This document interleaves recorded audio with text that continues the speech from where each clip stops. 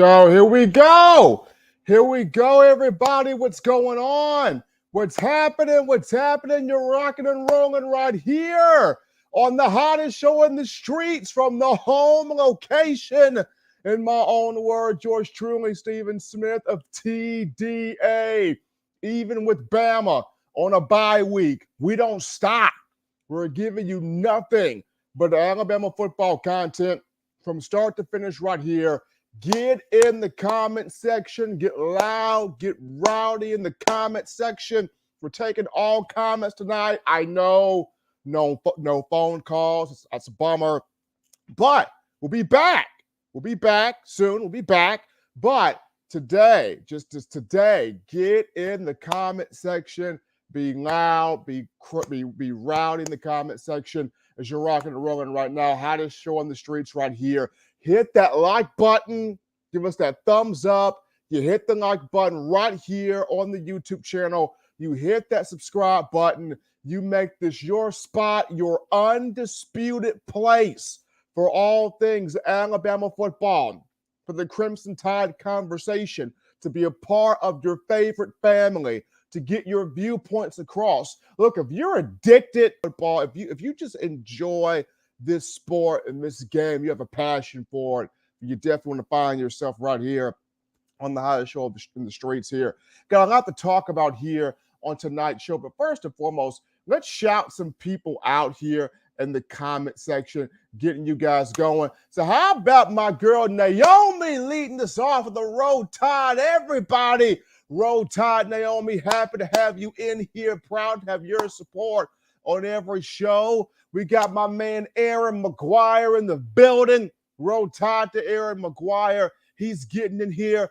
Timothy Cook comes in. Let's get the party started, Roll Tide. Timothy Cook, we appreciate that. CG coming in from Texas, but born and raised in Huntsville, Alabama.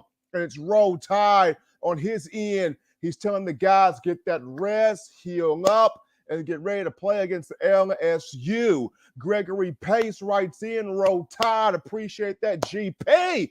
Gregory Pace right there. my man Jay Lee. National Stephen M. Smith Day. Congratulations. Hey, it is National Stephen M. Smith Day. I don't know what that is, but hey, if it's National Stephen M. Smith Day, I'm feeling that. I'm feeling that. Absolutely. Roll Tide to my man Jay Lee there. Right in. We got Jeremiah Taylor. Roll Tide, my people. Roll Tide there. We got McConaughey who's writing in. Why is Kool-Aid not catching punts? We'll get to that even more, McConaughey. I still feel like Alabama does not have the right person on punt return. We'll get more some of that. We got Timothy Cook writing back in. If we beat LSU and take care of the Auburnettes, we can win it all. Timothy Cook, I'm right there with you. Naomi comes back in with a bunch of hearts. We appreciate that, Naomi, showing that support right here on the channel. Siobhan Pompey writing in. Hey, Stephen, looks like Isaiah Bond is going to start doing punt return. Yay, Roll Tide. It's time for Bond to get back there, Siobhan. And I mentioned that, Siobhan. Isaiah Bond's got the speed. He can do it. He can do it. The guy's a burner. He's quick. He's electric. He can do it. Kendrick Law can do it. Cole Adams can do it. I remember back in the spring, Saban mentioning Caleb Downs could do it. But having Isaiah Bond back there is a big deal. Big deal. Bryce Hollis wrote in, you hear Bond says, you'll be seeing me soon. I think Isaiah Bond will be returning punts, and I'm looking forward to seeing that. Bryce Hollins writes back in, Roll Tide. Stephen, appreciate that, Bryce. D. Pickett writing in. After that Texas game, Alabama has outscored opponents 78-21 in the second half. Big stat coming from D. Pickett. After the Texas game, Bama has outscored its opponent 78-21 there in the second half. Timothy Pass writing back in, Roll Tide family. We're almost there, y'all. SEC National Championship, absolutely. We got my man TRB Elpreneur Sports Podcast with the elephant giving the Roll Tide there. Appreciate all of you guys writing in, get in on the conversation, get in on the conversation. We got nothing but Bama to talk with you guys about, and we honestly start the show off here with a very cool conversation. Is Bama starting to play its best football at the right time? And the reason why I ask this is we're starting to see a lot of national media pundits change their tune when you talk Alabama. Remember in preseason, we're talking spring ball, we're talking SEC media days in the summer, we're talking fall camp. A lot of the national correspondents were down in Alabama. Or down them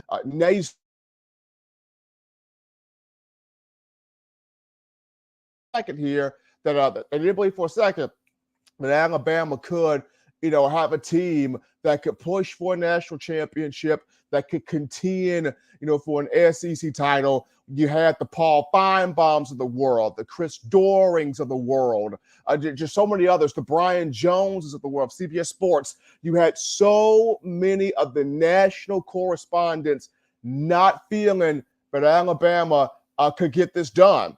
Not feeling Alabama could make this thing pop, make this thing happen. But check this out here. They're starting to change their tune. Paul Feinbaum, after the Tennessee game, spoke on, hey, we got to stop obsessing over this team. We got to look at the positive and not the negative.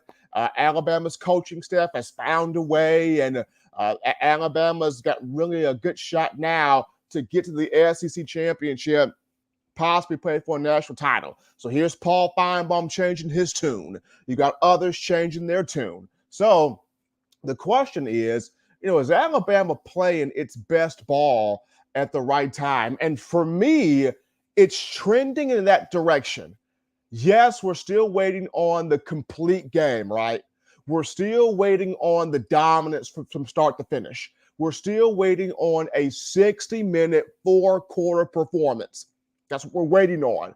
But we can say with the utmost assurance that the program is trending in the right direction in terms of we're going to get this complete game now sooner than later.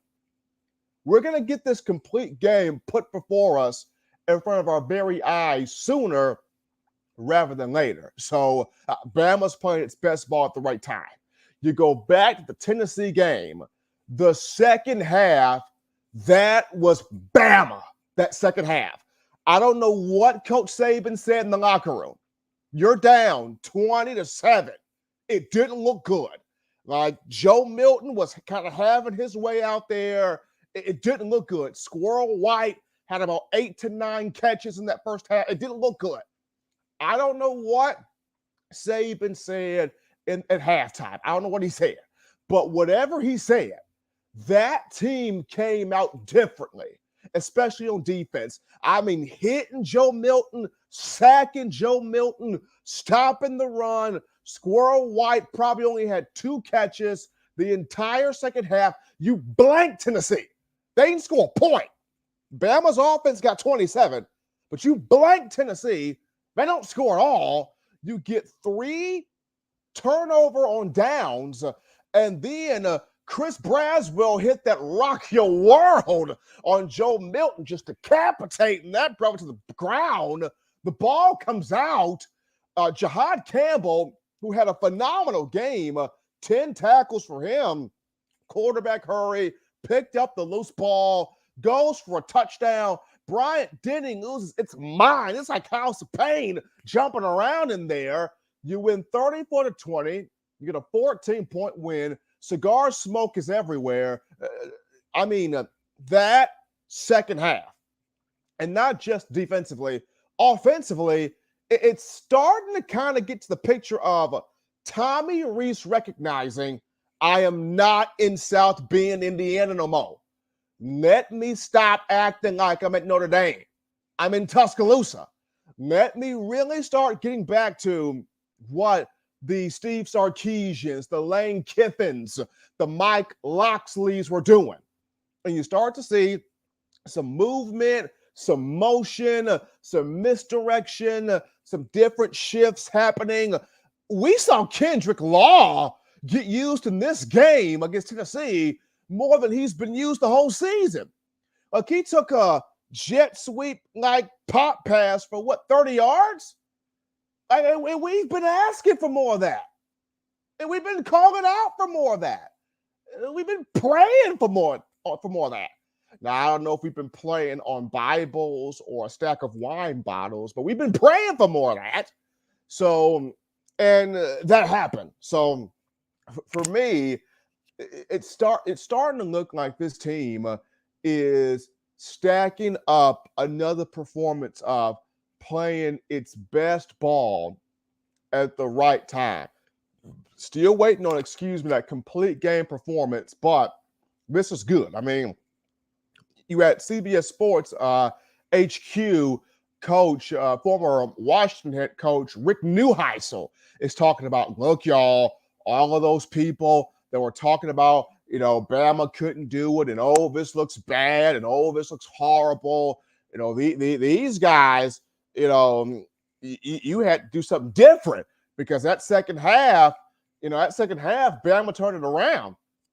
And Neuheisel talked about, look at Alabama now, still in control of its own destiny. Look at Alabama now. I mean, here's a team that's fun to watch. They are fun to watch, and they are fun to watch at the right time. So for you as a Bama fan, for you as the individuals that consume this product better than anybody else, for you, the knowledgeable Alabama fan that knows your team, passionate about your team, all in on your team, I'm going to ask you, do you feel like Alabama's playing its best ball at the right time? Has it had that complete game domination yet? No, it hasn't. We're waiting on that. But as that comes into the fray, do you feel like Alabama's playing its best ball, or it is starting to play its best ball here at the right time? I kind of feel like that because if you think about it, we saw some good stuff against you. I get some good stuff against South Florida. We saw some good stuff against Ole Miss. Then it was built on that against Mississippi State. We saw some good things against Arkansas. Before Arkansas, Texas A&M on the road. Kyle Field saw some good stuff, primarily from Jalen Milroe. Then Arkansas, some good things. And then Tennessee, some good stuff, especially in the second half defensively. And then Tommy Rees starting to finally kind of sort of get it together, so to speak, in terms of understanding I am no longer coaching at Touchdown Jesus Golden Dome over there. I'm in Tuscaloosa. I'm at Bryant-Denny. I'm at the Mecca of college football. So because of that, I got to be able to use everybody offensively within my arsenal to their full potential. So to you being the diehard Alabama football fan, do you feel like this team is starting to play its best football and starting to play its best football here at the right time? But we're going to actually go to take some of your comments right here on screen. We're going to go to the chat line here to grab some of your comments here. Let's get to these. These chat questions here. And you guys light us up, man. Y'all light us up, man. We got a lot of chat to get to. Light us up here on the show. We're gonna actually start off here. We got a $9 super chat. Let's go. $9.99. Siobhan Pompey getting us in here. She's got rest up team, and let's wipe the floor with LSU Roll Tide. Appreciate Siobhan Pompey helping us out here on the show. And then we got Donnie Chappelle with that $19.99 in the super chats. My God, Donnie giving us some love right there. So definitely appreciate Siobhan and Donnie there helping us out on the show. We're going to get to a few of your comments here. We appreciate all of you guys writing in. Let's see here. We got Timothy Pass here with that. We got Timothy Pass right here. That's true, Stephen Smith. They sound totally different now. They do. I mean, Timothy, they sound totally different right now. I mean, you got the Paul Feinbaum sounding different. You got everybody of the national media sounding completely different right now. I mean, at the beginning of the season, it was, Alabama can't get this done. This team is not a championship team. It's not working right now for this program. But now, with this team starting to really find it, really excited about this bunch right here.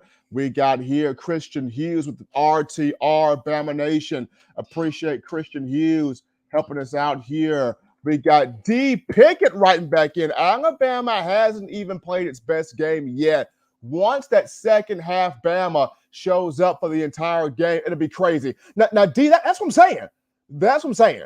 We're just waiting on Bama to show up for a full game. Second half Bama's been great. We're just waiting. We're just wanting to see, can this team take the second half and apply it to a full game? Once this program does that, it's scary. Like, once this team does that, it's scary. Like, the first half Bama, it's sometimes good and it's sometimes awful. Second half Bama, that's been a completely different story. Completely different story, absolutely. Naomi writes in my opinion, if we win out, we should move up to 6 or 5, maybe even 4.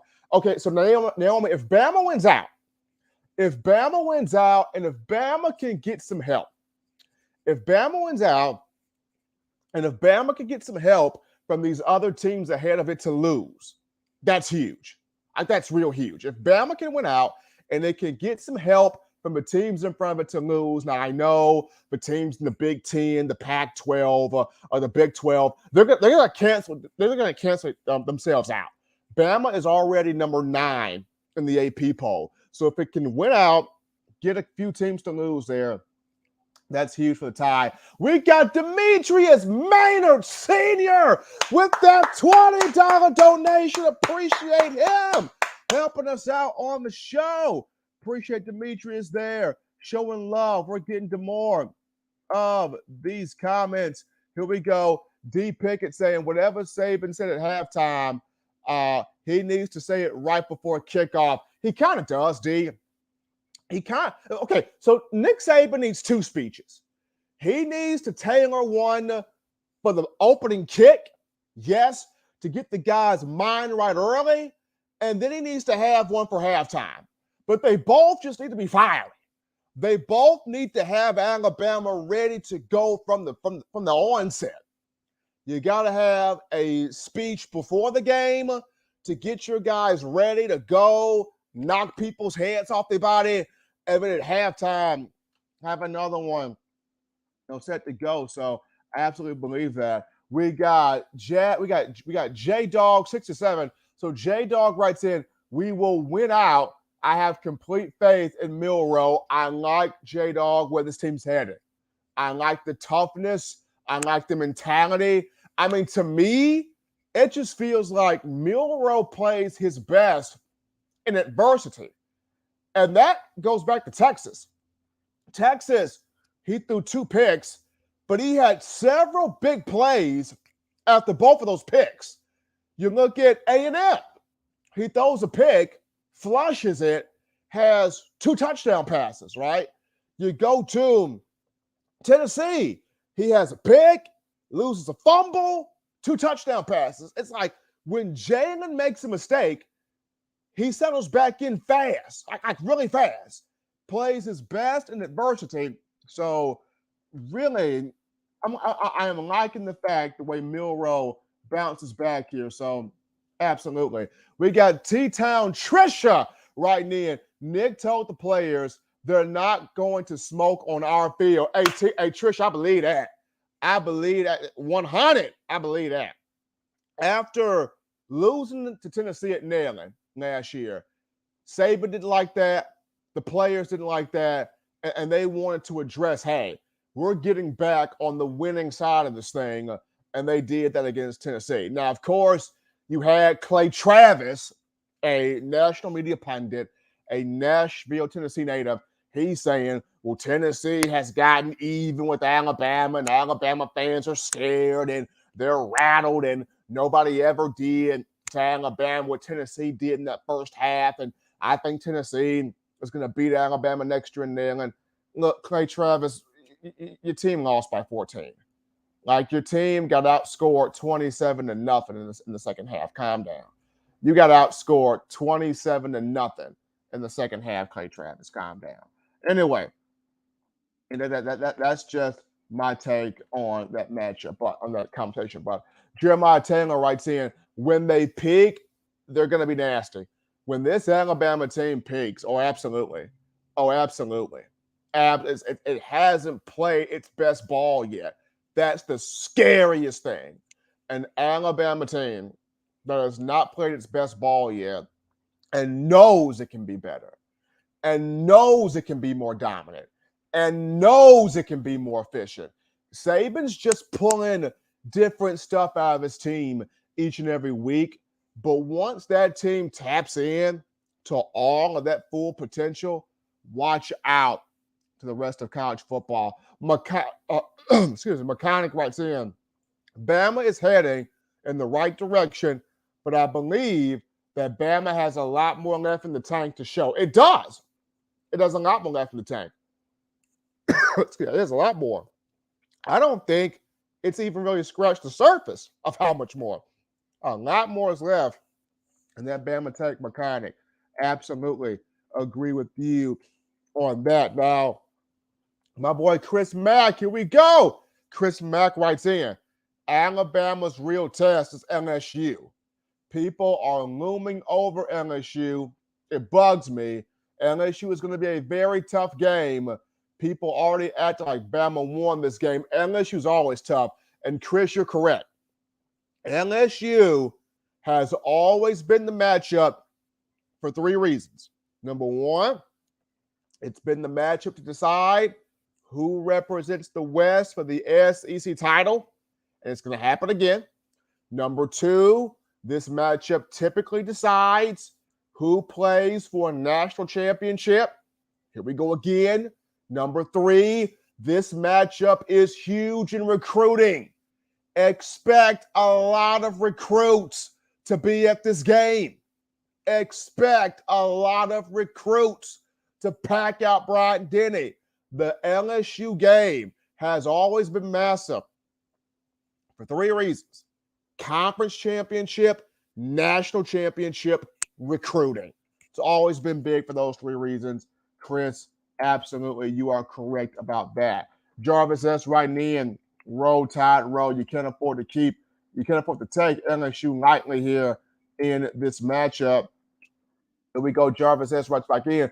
The West will be decided in 2 weeks. It's Bama LSU game, which will be on CBS, which I think is a 6:45 kickoff. So another night game. Here we go. Another night game. This will decide the SEC West. Absolutely. No doubt about that. Let's see here. Continuing with more of your comments here. We got my man Don Parker, DP, writing in. Good evening and roll tide, everyone. Roll tide to you, DP, as well. Let's see here. Jay Clark writes in. Do you feel Tommy Rees will start opening the playbook now that Milroe is getting more comfortable?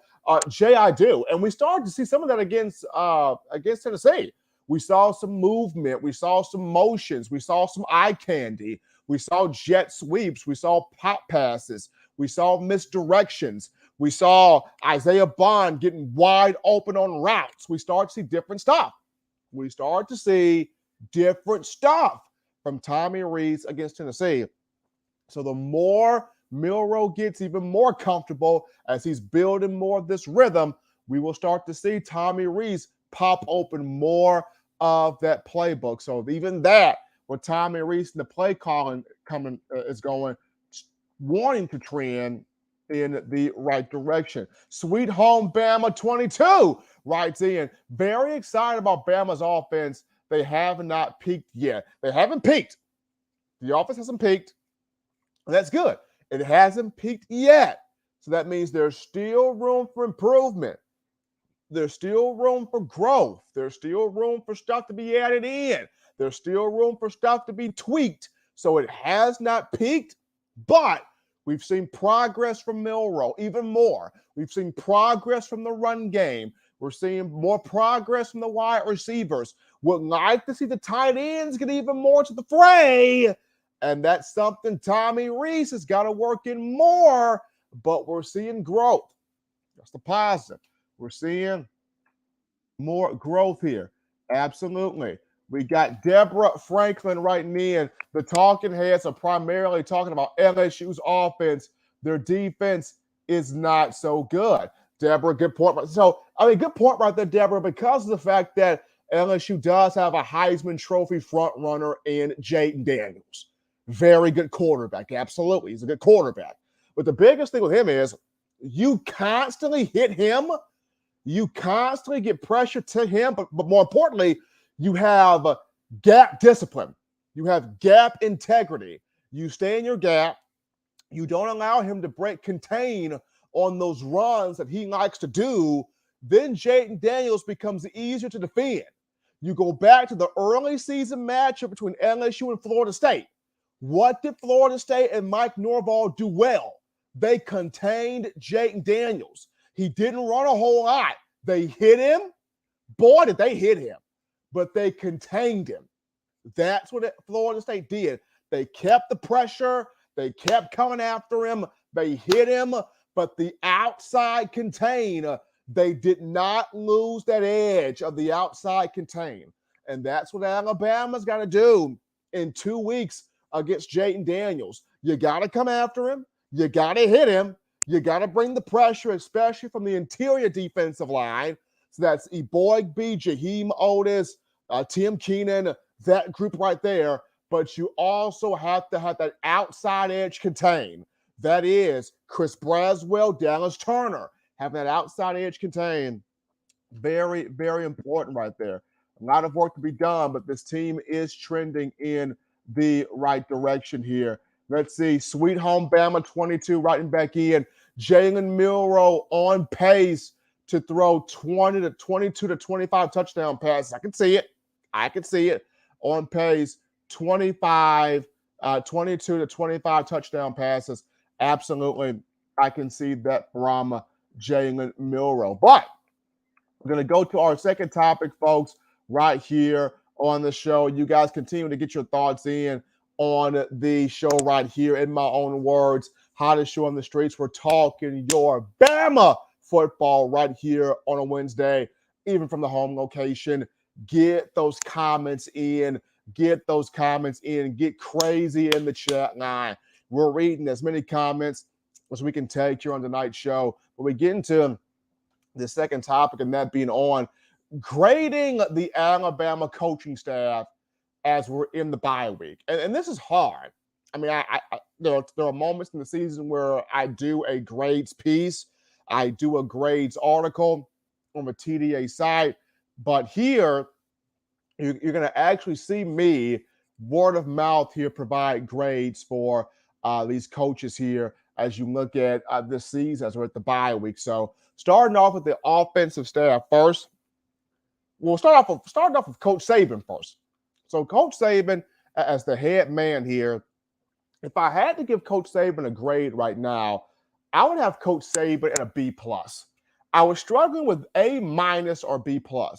I would have Coach Saban B+ because he's had to grow with this team.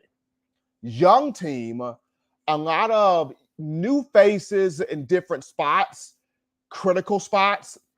So Saban's had to grow with this bunch. This bunch has caused Saban at times to pull a lot of hair out of his head, but he's been able to love on this group, encourage this group, discipline this group, teach this group. He's had to teach this group how to win through adversity, how to win even through self-inflicted things. So this has been Saban at his most teachable, right?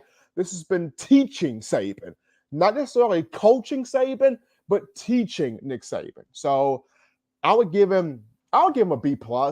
He's been able to, week by week, build the confidence of this group, week by week, build the intensity of this group, week by week, build the personality of this group. It's even taken Miss Terry to kind of fire him up even more. So I would go B+ to Coach Saban. Doing a good job.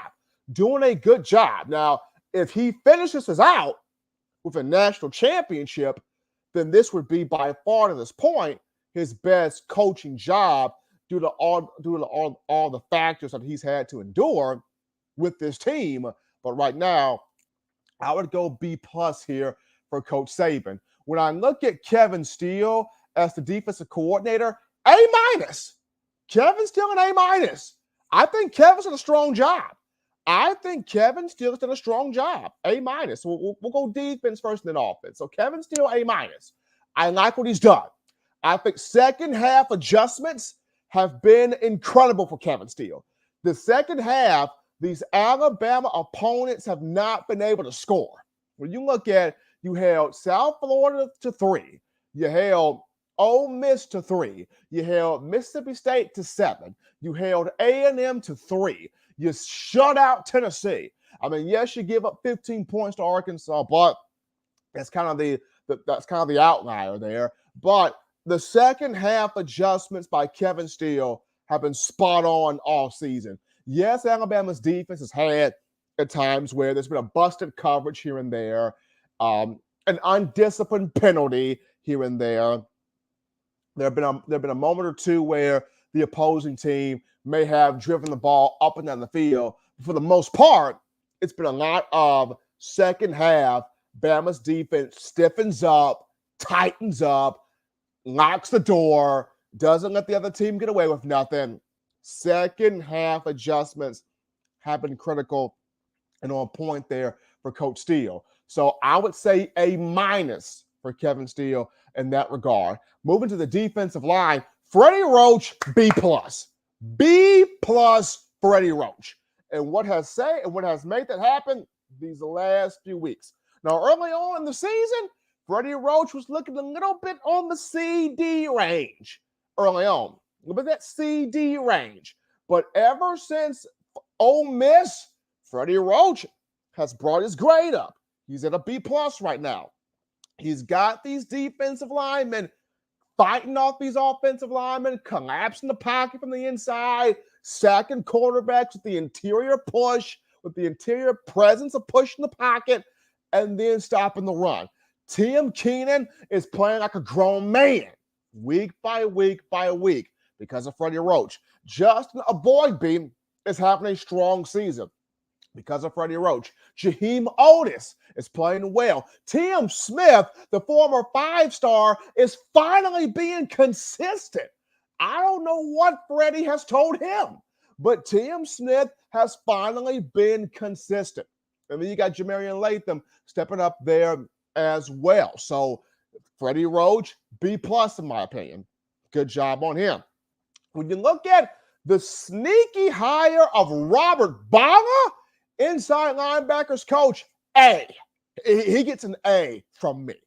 The inside linebackers are playing in night and day better are the inside linebackers between last year and this year. Night and day better.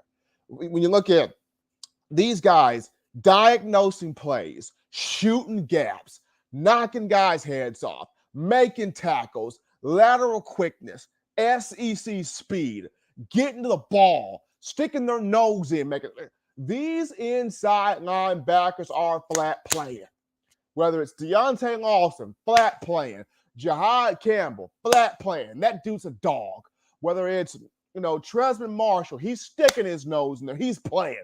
These inside, Kendrick Blackshot, they playing. They are playing.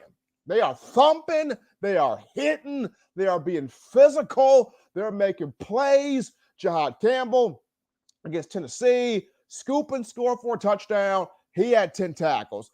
D-Law, Deontay Lawson, they have a team of 12 tackles. When you talk about those big stuffs Alabama got on 3rd and 4th down, which group led the charge? Those inside linebackers. Robert Bala is doing a phenomenal job right now. He gets an A from me. And a lot of people, early part of the year, a lot of people in the offseason were going, Robert Bala? Who in the world is that? Why was he even hired? Where did he come from? Austin Armstrong was supposed to be the guy. He goes to Florida, and look at what Robert Bala's done with these linebackers. Outstanding job by him. Coleman Hutzler, same deal. Coleman Hutzler, A for the outside linebackers. He's done a great job with those guys. Strong job with those guys. Dallas Turner, among the leaders in the nation in sacks. Leader of the SEC in sacks. Dallas Turner in several All-American conversations right now. Chris Braswell, in my opinion, as much as we see Dallas Turner in these All-American conversations, somebody better put CB in this too. Chris Braswell, 9 tackles for loss. He's got 6.5 sacks, been playing his mind off all season. This dude is putting more money in his draft bag every single week. Big job by Chris Braswell. Quindarius Robinson playing great ball right now. So I'm just saying, the outside linebacker position under Coleman Hutzler has come to play. They get an A from me. In the secondary, Travaris Robinson, A- for T-Rob. As the secondary coach, corners and safeties, A- for T-Rob. T-Rob's got Terrion Arnold playing unbelievable. I mean, from where Terrion was last year to where he is now, this guy's a lockdown corner. Kool-Aid McKinstry, there's still moments in Kool-Aid where I where exactly is he? I mean, he's consistent, but there's still kind of those moments with Kool-Aid that I'm like, where is he? Where is he? And I want to see him knock fully all the way in. But Malachi Moore, straight dog. Caleb Downs, dog. The way he's performing this year. Jalen Key, been silent for the most part. So A minus there for T-Rod. Special teams, A minus there. A minus there as well in terms of special teams. Will Reichert, sniper rifle, never worried about him. Never worried about him. James Burnup, phenomenal season, potting the football. I'm not worried about him. What concerns me, is the punt return aspect. Kool-Aid McKinstry can not the best year for him on punt returns at all. And I was watching clips from Monday's practice, not Monday, I think it was Tuesday's practice, where Isaiah Bond, I think, was back there fielding punts or working on punt return. So I want to see either Isaiah Bond returning these punts or Kendrick Law returning these punts, or maybe Cole Adams returning these punts. Kool-Aid, just keep him as a defensive back. Just keep him as a defensive back, because on punt return, it's just not coming together for him in that aspect. So A minus there in terms of special teams has been the specialists in Reichert and James Burnham there fitting the bill. But we're going to flip this over to offense now. Tommy Rees, C. Tommy Rees gets a C from me. Now, some people would say, Steven, cut him some slack, B minus. No, C. Tommy Rees is getting a C from me. He's done some good things. We're starting to see a little bit of creativity come out, but a C because he hasn't been consistent there in the play calling. There's been a lot of moments where you wonder, why is this being called? Why is there no creativity? Where's the zone read? Where are the design quarterback runs? Where's the misdirection stuff? We've got all of this different stuff in the arsenal, and Tommy Rees.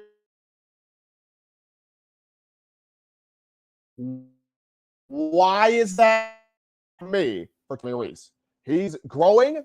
He is taking steps, small steps in the right direction, but C right now for Tommy Rees. Now, from LSU to the end, if he starts doing some things, then maybe my grade for him changes at the end of the year. But right now, Tommy Rees is at a C. Right now. Robert Gillespie, running backs coach, B plus. B plus for Robert Gillespie. I go B plus. And the running backs are having a good year. Some of this is on the offensive line, not blocking consistently the way it needs to, or the way that we thought they would after all the talking they did in the offseason. I mean, some of this is the play calling of Tommy Rees as well. But in terms of just Robert Gillespie as the running backs coach, he's doing his job. I mean, Jace McClellan does have 2 100-yard games this season. Roydell Williams has 1. So B plus for Robert Gillespie for the most part. He's done okay. I mean, he's done a solid job. So a B plus from him. In terms of the wide receivers coach, Holman Wiggins, B plus from Coach Wig. We are starting to see him developing Isaiah Bond. We're starting to see that. So Bond is coming up as the number 2 guy behind Burton. We are seeing Holman Wiggins develop, put some polish there on Jermaine Burton. So B plus there for Coach Wig. I would like to see maybe another. I would like to see more of Kobe Prentice become that 3rd guy that Coach Wig can work on, build, mold, and push him out there more. Maybe try to push some of Jalen Hale out there more, just saying, but a B plus right now from Holman Wiggins from my aspect. When I look at the offensive line, Eric Wolford, D, flat D for Eric Wolford in this offensive line. I mean, the musical chairs all season, no type of continuity, no type of consistent chemistry. I mean, all summer long, we're going to be physical. We're going to make teams quit. We're going to run the ball. We're going to do all of this stuff. And it has not gelled well together consistently the way we want it to as consumers of Alabama football. The pre-snap penalties, the snap infractions, the false start. Come on. Not been what we as the Bama enthusiasts have been asking for. D right now for Eric Wolford. Now, he can improve his grade if we start to see this Alabama offensive line manifest for real from the LSU game to the end of the season. If this offensive line manifests or morphs into what we've desired to see from it, then Eric Wolford's grade will change. But until then, he has a D from me. Last but not least here, Joe Cox, special teams coach. He gets a B from me. A B for Joe Cox. He's done a fine job. Now, what he's done with Amari Niblack, it's been solid. Niblack, 3 touchdown catches on the year. I would like to see more of C.J. Dupree involved. I would like to see more of Danny Lewis Jr. involved. I would like to see more of Robbie Oots and Miles Kitzelman. I know they're primarily blocking tight ends, but throw them a little sugar every now and again. Let them catch the ball, show some hands, something.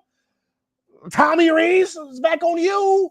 You know, let's see something here from these tight ends. But for Joe Cox, since he coaches that position, a B for him from my end. So that's just me giving out the grades here for these coaches as we're in the bye week part of the year. But we're going to go back now into the chat line to grab your questions, your thoughts here. So let's get more of those. Let's get more of those. Let's get more of those. Let's get more of those here. More of the thoughts, more of the questions. If you guys have grades here, go ahead and throw yours in. If you guys have grades here for this team. Let's see here. We got here Chris Mack writing in. Bama will have their work cut out with LSU. Have to show up strong for 4 quarters. LSU going to put points up. Chris Mack continuing to reiterate, you cannot take LSU lightly, which you can't. They're going to come in fully confident. Brian Kelly beat Alabama last year, beat Saban last year. So Kelly's going to come in extremely confident. Jayden Daniels is going to come in extremely confident. LSU's got playmakers. They got weapons. They're going to want to score at will. So Alabama got to be locked in here for all 4 quarters. Absolutely. I agree here with that. Let's see here. We'll get more. Let's get more of your thoughts here. Roll down on these comments. Appreciate you guys checking us out here. Here we go. Don Parker with that $5 donation. Appreciate my man DP. Don Parker, he writes in, I am a realist. I'm a realistic fan, but proud of this team. Happy about the win against Rocky Flop, but there's still work to put in. The standard is achievable. Don Parker, you're right. There is still work to put in. There is still work to do. There is still stuff to be accomplished here. Absolutely. My man Eric Beasley, eBay, with that $10 donation, dropping that love in. Appreciate that from Eric Beasley helping us out on the show. Jeremy Sanders writes in. So Jeremy says, Bama linebackers putting Daniels on lockdown. They got to do it. And that's Tresman Marshall, that's Jahad Campbell, that's Deontay Lawson, that's those 3. As the inside linebacker, somebody has got to spy Jayden Daniels all game long and put that hit on him. Put that hit on him. Put that hit on him. Jeremy Sanders, I agree with that. Jeremiah Taylor writes in, if Milroe can run, that will open the offense up. Run, Jalen, run. And the big thing with Jalen is he wants to not have that label of being a running quarterback. And I understand that. For a lot of quarterbacks that come in with that running mindset from high school, you want to distance yourself from that narrative so badly and prove that you can win with your arm, but you can't allow that to take away from your uniqueness. Your legs make you unique. Your athletic ability, the ability to pull the ball down and run, makes you unique as a quarterback. So you can't allow that to be taken away from you even by your own thought process. So for Milroe, it's if I see a hole, if I see an opening, if I see an avenue, an opportunity to run, take that shot to run because it does open up more of the Alabama offense. Absolutely. Monica Petway writes in, I'm glad Terrion Arnold doing okay and back in business. Monica, you are correct. Terrion Arnold is doing fine. According to Coach Saban, he did have a slight concussion there after the Tennessee game, which is the reason why he was taken off of the field, but he is doing fine out of that whole concussion protocol thing. Arnold doing okay, went through practice on Tuesday. He's fine. Happy about that there for Terrion.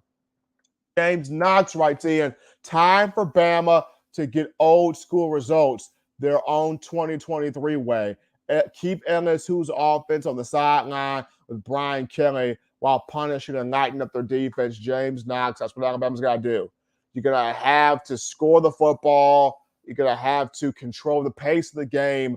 And then when LSU is on the field, you got to attack Jaden Daniels. Like you don't have to depend on it. Attack him, but don't be over aggressive to where you do not keep gap contained. I mean, that's the biggest key for Alabama. Be aggressive, but keep sound gap discipline. That's the big thing for Alabama this week in this matchup. Our guys, Whitwell Sports writing in. My guys at Title Town. Let's go. They're writing in. Have you guys noticed how the media makes every opponent great before the game, then not do great after they take the loss? Whitwell Sports, I mean, they build up Alabama's opponent every week. And then when Alabama's opponent doesn't do well, then it becomes, oh, Alabama didn't play anybody. Who's Alabama played? Alabama doesn't have anybody tough on their schedule when Alabama opens the season with like 5 to 6 teams in the top 25. And then you beat those 5 to 6 teams, but it's not Alabama's fault. Those other teams have to continue to win. It's not Alabama's fault when they beat that team and that team doesn't continue to win. That team has to pick itself up off the mat and continue to win. You cannot put that on Alabama football. You just cannot do that. You cannot do that. Here we go. We got Monica Petway writing back in. My question is, why Kool-Aid playing like he doesn't want to get hurt? Monica, that's a good question. For a lot of athletes during this point in their careers, when they're juniors and seniors, their eyes are focused on the NFL draft. Their eyes are focused on draft. And they've been hearing that, hey, you got a high draft grade on you. You could be a first-round pick. You could be a top 10, top 15 pick. And when players hear these things from the different draft prognosticators out there and family members and maybe agents, so when they hear that, when they hear that type of talk out there, it kind of puts in their mind, why do I have to go as hard when I'm being looked at as a first-round draft pick? But the catch-22 to that is when you start not playing your hardest, the draft scouts see that too. When you start trying to preserve yourself and not get hurt, then they see that too. Because then it's, if I see them playing not to get hurt in college, when we draft this player to the NFL, to our particular franchise, are they going to carry that same mindset to this team? So it's a whole catch-22. It's a whole catch-22 there. Here we go. So Pastor B says a B plus for the GOAT. A B plus because you look at this. You look at this. Saban's had to grow with this team. It's not an A effort, right? It's not an A grade right now. He's had to grow with this team. Keep in mind, Alabama loses to Texas week 2, and folks are writing Bama completely off of the map. And then you go down to South Florida, and that was a mess. You slept walk through that game. Yes, you won, but you slept walk through that game. So it wasn't really until the Ole Miss game in the second half where you finally started to see some things are being put together here. So yes, a B plus for Coach Saban. And then it took, like I said, Miss Terry to be like, hey, get mad, man. Get upset. Saban had got real mellow for a while. Like, hey, get upset. It's cool. Tee off. Get mad. Break a headset. Cuss somebody out. Let's go. It took Miss Terry to ignite that fire. So a B plus, yes. I mean, that is an honest grade for Coach Saban right now. If he ends the season for the national championship, then hey, the B plus becomes an A. It's become Saban's best coaching job. But yes, a B plus right now. Let's see here. Jeremy Sanders writing in. Have y'all found a running game yet? I look at this team, Jeremy, the run game for Alabama, the run game. I look at this. Chase McClellan has been able to do some things, 2 100-yard games. I don't think it's been consistent the way Saban would like it, to where you are averaging 5 to 7 yards per carry. You are moving opposing players off of the football, so it's not to Coach Saban's liking, but there has been some resemblance there. There's been a little resemblance there of a run game, but appreciate you guys. Get those thoughts in. Mike Coleman says, what about Freddie Roach? I gave Freddie Roach, Mike, a B plus. I gave him a B plus. The reason why I gave Freddie Roach a B plus is ever since the Ole Miss game, you look at this defensive line, they're hitting guys. They're pressuring the pocket. They're getting to the quarterback. They're stopping the run. They're two-gapping. They're doing their job, and they're doing it exceptionally, and they're doing it strongly right now. At the beginning of the season, we're wondering what's going on for defensive line. Why are they not pushing guys? Why are they not being physical? Why are they not dominating? What's up with Freddie Roach? Is he not coaching these guys properly?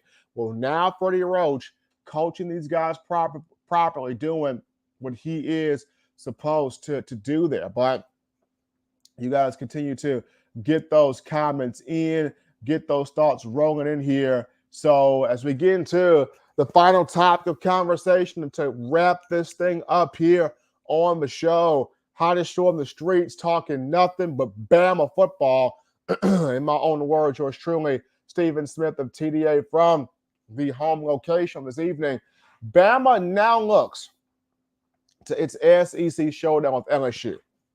7-1 on the season, right? You're in the bye week right now. This is the time to get the hot tub, cold tub treatment, get some players healthy that have been nicked up, banged up, maybe do some some fall camp type things, get back to fundamentals of tackling, things of that sort, while putting in some plans here against LSU, for LSU. But now Alabama's looking to this matchup. Alabama's looking to this showdown. Alabama's looking to this game. Like I talked about before, this game in the past has represented the winner goes to the SEC championship game, representing the west part of the division to play for a conference championship. This game in the past has also represented the winner of this game goes and competes for a national championship. And then this game has been huge in terms of recruiting. Nick Saban has been able to go to the boot to Louisiana and pull any player he wants to pull. He's been able to do that virtually off of this matchup right here between Alabama and LSU. Now, last season, the Tigers got the win in Death Valley, in Baton Rouge. Brian Kelly trying to convince a lot of these Louisiana kids, stay in the boot, stay home. We got you. And we beat Coach Saban last year. We beat Alabama last year. We know how to get this program to a national championship and win that national championship. So stay right here in Louisiana. Stay right here in the boot. We got you. Stay right here at home. But Saban knows, hey, we got them in Tuscaloosa this time around. We're hosting them, Bryant-Denny Stadium, excuse me, this time around. So in this matchup right here, it's gonna be imperative that, number one, Alabama is able to be disciplined in its run gaps, be disciplined in its lanes defensively, be disciplined in its eye control in terms of not only pressuring the pocket on Jayden Daniels, but not allowing him to break contain. Going to be important for the Alabama defense to shut down this run game of LSU, shut down the wide receivers, and the tight end Mason Taylor for LSU. And on the flip side, for Alabama's offense, Tommy Rees, Jalen Milroe, getting off to a fast start, getting off to a quick start, that's going to be big. If Alabama's offense can get off to a quick start, whether it's Tommy Rees hitting you, bang, bang, bang, boom, design quarterback runs, zone reads, screen plays, pop passes, slants, jet sweeps, get that LSU defense on its heels early. Get Jalen Milroe some easy throws. That's the one thing that's been missing from the Alabama offense, the easy throws. You got to create some easy throws for Jalen Milroe. The best offensive coordinators out there, they create easy opportunities for the quarterback. Yes, there's still those moments where quarterback got to drop back, read the defense, read the coverage, make the right read, get the ball accurately and on time to the receiving option downfield. But there are more times than not where the offensive coordinator, it's your job to create an easy flow for your quarterback. So for Tommy Rees against LSU, can he create an easy flow here for Jalen Milroe? That's going to be the big thing. He creates an easy flow. This offensive line can block, can sustain, can be physical, can impose its will on LSU's front in the run game and in pass protection. Then this offense, it can start fast and it can finish strong. That's the key. You start fast and you finish strong. So if Tommy Rees can be able to do that, it's going to be big here for this football team. And then defensively, once again, if it can slow down, if it can stop the run, get some heat there to Jayden Daniels, lock up these wide receivers, and this Alabama defense will have big success here as well. But that matchup will be next week on November 4th in Bryant-Denny here in Tuscaloosa. CBS will have the call 6:45 p.m. Central Time. But, folks, that's going to do it here for me, yours truly, Stephen M. Smith, in my own words. Touchdown Alabama Magazine, hottest show on the streets, bringing this to you here from the home location. Be sure that you download the Touchdown Alabama Magazine app. You download the app, the iPhone App Store if you're rocking Team Apple, Google Play Store if you got the Android phone. Get that so you can have all Bama in the palm of your hands. Get that app right there. You can check us out also iTunes or Apple Podcasts, Spotify, Stitcher, Spreaker, Overcast.fm, Google Play, iHeartRadio. We got you covered there. Want to shout out you guys, the incredible Alabama fans, for all that you do, in making this your show, your spot, your network, your place to talk nothing but Crimson Tide football. We appreciate that from all of you. And until next time, folks, husbands, love your wives. Wives appreciate, value those husbands. Children, continue doing the right thing, fun thing, smart thing, good thing, legitimate thing to not be bored. You get you those 3 hearty meals a day, those 3 great naps a day. You protect yourself. You protect the loved ones around you. Until next time, folks, I'm your man, Stephen M. Smith. Enjoy the bye week. Get that rest in there. Until next time, folks. So long, everybody. Spit in my own words. Appreciate it.